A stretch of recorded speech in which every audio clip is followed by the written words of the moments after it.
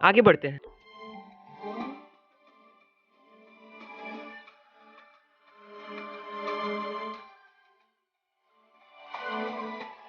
NCERT में एक question है, why should a magnesium ribbon be cleaned before burning in air.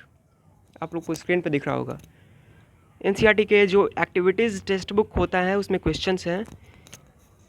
तो ये एक बहुत ही बेसिक क्वेश्चन है जिसका मतलब ये बोल रहा है कि मैग्नीशियम जो रिबन होता है हमारे पास, मैग्नीशियम रिबन आप लोगों ने देखा होगा, फिगर देख सकते हैं स्क्रीन पे। इसको आग में जलाने से पहले या एयर में जलाने से पहले इसको क्लीन क्यों किया जाता है, क्यों करना ज़रूरी है? तो इसका आंसर आप लोग स्क्रीन पे देखिए, मैं आपको समझा भी दे रहा हूँ कि by cleaning a magnesium ribbon, आप देख सकते हैं, by cleaning a magnesium ribbon this protective layer of magnesium oxide from its surface gets removed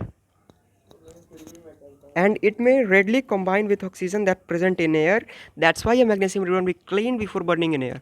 जिसका सिंपल सा मतलब हुआ, मैं आपको समझा रहा हूँ कि मैग्नीशियम रिबन को एयर में जलाने से पहले उसको क्लीन करना इसलिए ज़रूरी है क्योंकि मैग्नीशियम रिबन, अगर सिंपल मैग्नीशियम रिबन हम लोग लेते हैं तो उसके ऊपर एक लेयर चढ़ा रहता है मैग्नीशियम ऑक्साइड का, जो कि जिसमें ऑक्सीजन ऑलरेडी प्रेजेंट है। आप लोग को ऑक्साइड से ये समझ आ रहा होगा कि उसमें ऑक्सीजन अवेलेबल है। ऑक्साइड चीज़ को अगर हम लोग एयर में जला रहे हैं तो एयर प्लस एयर कैसे जल पाएगा, बिल्कुल मुमकिन नहीं है। इसलिए उस ऑक्साइड को हटाना बिल्कुल ज़रूरी है। दोस्तों, यहाँ तक हम लोगों ने बहुत ही बेसिक चीज़ें पढ़ी जो कि इस चैप्टर के पहले जानना बहुत ज़रूरी था। आगे जो है वो बहुत ही इंपॉर्टेंट टॉपिक्स आने वाली है। Types of reactions, type of chemical reactions. Chemical reactions के एक्चुअली कितने टाइप्स होते हैं, तो आगे हम लोग बढ़ते हैं। आपको स्क्रीन पे दिख रहा होगा बिल्कुल, अगर नहीं दिख रहा तो वो हम आगे भी दिखा देंगे। टाइप्स ऑफ केमिकल रिएक्शंस, जो कि सबसे पहले मैंने लिखा है कॉम्बिनेशन रिएक्शन। एक्चुअली मैं आपको पहले बता दूं कि केमिकल रिएक्शंस के टाइप्स 4 तरह के होते हैं और एक अलग से ऑक्सीडेशन एंड रिडक्शन रिएक्शन को भी लिया जाता है, वो हम लोग आगे पढ़ेंगे, ठीक है। तो सबसे पहला जो होता है वो होता है कॉम्बिनेशन रिएक्शन। कॉम्बिनेशन रिएक्शन क्या होता है, मैं आपको प्रॉपर डेफिनेशन दिखा रहा हूँ यहाँ पे। A reaction in which a single product is formed from two or more reactants are called combination reaction. एक ऐसा रिएक्शन जिसमें सिंगल प्रोडक्ट फॉर्म हो दो या दो से अधिक रिएक्टेंट्स को मिला के, उस चीज़ को हम लोग कॉम्बिनेशन रिएक्शन कहते हैं। इसका बहुत ही आसान एग्जांपल हम लोग देख सकते हैं।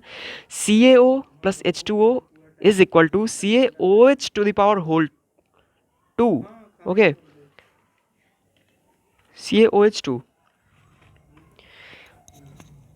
अच्छा, एक ये यहाँ पे एक चीज़ आपको नहीं दिख रही होगी, CaO के बाद ब्रैकेट में S क्यों लिखा हुआ है। कुछ बच्चे जानते भी होंगे, कुछ नहीं जानते होंगे, तो मैं आपको बता दूं कि ये इसका फीचर लिखा हुआ है कि ये एक्चुअली है क्या, ठीक है। ये इसका प्रॉपर्टी लिखा हुआ है यहाँ पे। जैसे CaO क्या है, एक सॉलिड है। H2O क्या है, लिक्विड है। CaOH2 क्या है, एक्वस है। एक्वस का मतलब आप लोग बहुत ही अच्छे से जानते होंगे। एक्वस मतलब होता है एक ऐसा सॉल्यूशन में घुल जाना जो कि सॉल्यूशन पानी हो वहाँ पे, जो कि सॉल्वेंट वहाँ पे वाटर हो, ठीक है। एक्वस सॉल्यूशन पानी में घुल जाना, उस चीज़ को हम लोग एक्वस कहते हैं। CaO का फुल फॉर्म होता है कैल्शियम ऑक्साइड, जिसको हम लोग हिंदी में चूना कहते हैं और इसको इंग्लिश में क्विक लाइम कहा जाता है। तो चूने को जब हम लोग पानी में मिलाएंगे तो एक अलग सा सब्सटेंस बन के हमारे पास आएगा, स्लेक्ट लाइम, ठीक है।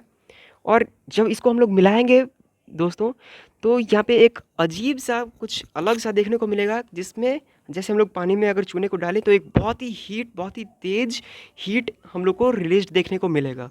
वो क्यों होता है, क्योंकि ये आगे हम लोग पढ़ेंगे। इसके नीचे हम लोग देखिए कि exothermic reaction is combination reaction. क्यों होता है, क्योंकि ये जो कॉम्बिनेशन रिएक्शन है वो एक्सोथर्मिक है। मैंने पिछले अभी अभी अभी बताया है कि एक्सोथर्मिक और एंडोथर्मिक दो तरह के रिएक्शन होते हैं। तो एक्सोथर्मिक में हीट और एनर्जी रिलीज्ड होते हैं, तो ये इसलिए एक्सोथर्मिक है। क्यों, क्योंकि आप एग्जांपल देख सकते हैं, क्योंकि इसमें एनर्जी रिलीज्ड होता है, इसमें एब्जॉर्ब नहीं होता, रिलीज्ड होता है। एक और इसका बेसिक सा एग्जांपल है रेस्पिरेशन।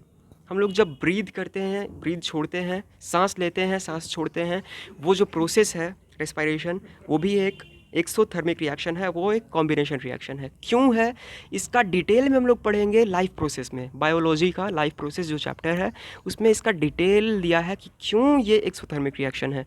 मैं आपको पहले भी नॉलेज के लिए बता दूं कि हम लोग खाना खाते हैं, खाना खाया और खाने को जो हम लोग स्टोर कर लेते हैं उसके बाद हम लोग ऑक्सीजन लेते हैं, तो ऑक्सीजन अंदर जाके उस खाने को तोड़ता है, ब्रेक डाउन करता है, उसके बाद एनर्जी रिक्वायर कर एनर्जी को रिलीज करता है। तो एक एनर्जी रिलीज हो रही है रेस्पिरेशन से, इसलिए ये एक्सोथर्मिक रिएक्शन है।